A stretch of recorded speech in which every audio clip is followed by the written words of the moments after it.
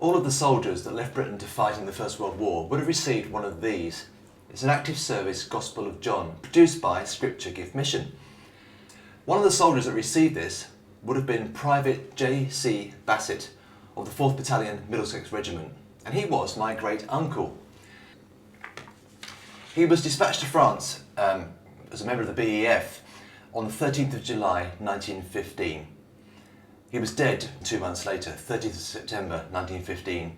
He was shot and died of wounds, and he was aged just 19.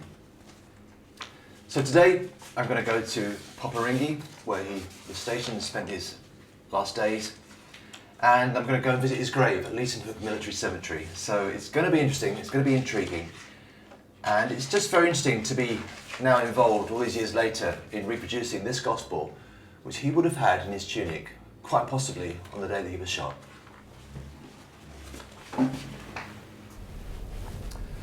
For those like John Charles who volunteered or were conscripted, there must have come a time when they realised that everything wasn't as it seemed on the posters, that it wasn't a great adventure, and it wasn't going to be over by Christmas. And they must have started to ask themselves, why am I here? What am I fighting for? Where's God in all this? And whose side is God on anyway? And the role of the church, of religion, the Bible, in the First World War is really confusing, because on the one hand, you had ministers delivering from their pulpits anti-German propaganda, and on the other hand, the very Germans they railed against were wearing belt buckles inscribed with the words "Gott mit uns," God is with us. And then of course you had the conscientious objectors who refused to take any part whatsoever in the war and paid a high price for it. So it really confusing, and you know, where was truth in any of this? And it was, you know, as they say, the first casualty. The words at the time were so wrapped up and camouflaged with patriotism and jingoism. And then SGM came along with this active service gospel, and here were the words of John's gospel, just offered simply, words of comfort, strength and hope for the days ahead. And maybe in these contemporary times that we live in, these violent, strident times, maybe this is this way of offering the gospel in a gentle way as a source of comfort, a source of hope, a source of strength. Maybe that's an appropriate thing to do to help people to reflect and remember and to look to the future.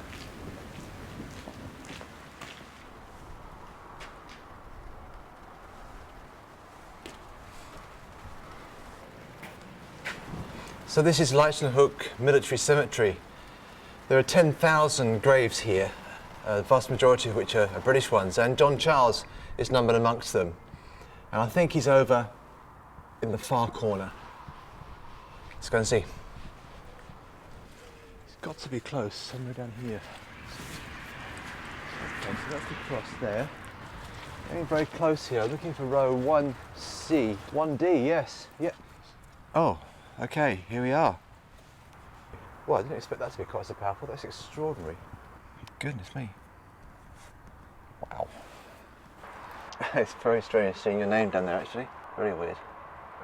This whole area here between Ypres and Poperinghe was the kind of main sort of communication line between the bases and the battlefields of Flanders. And in 1915, June 1915, the British started using it as a casualty clearing station, and the family folklore is that John Charles was involved with the ambulance people and as sort of stretcher bearer.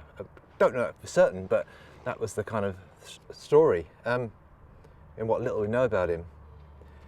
And it's a very strange feeling all these years later, 100 years later, to be involved in a project where, with SGM Lifewords, reproducing the very gospel that he would have had in his tunic pocket, as I was saying earlier. It just seems appropriate to put a memory down here, and yeah, just seems appropriate.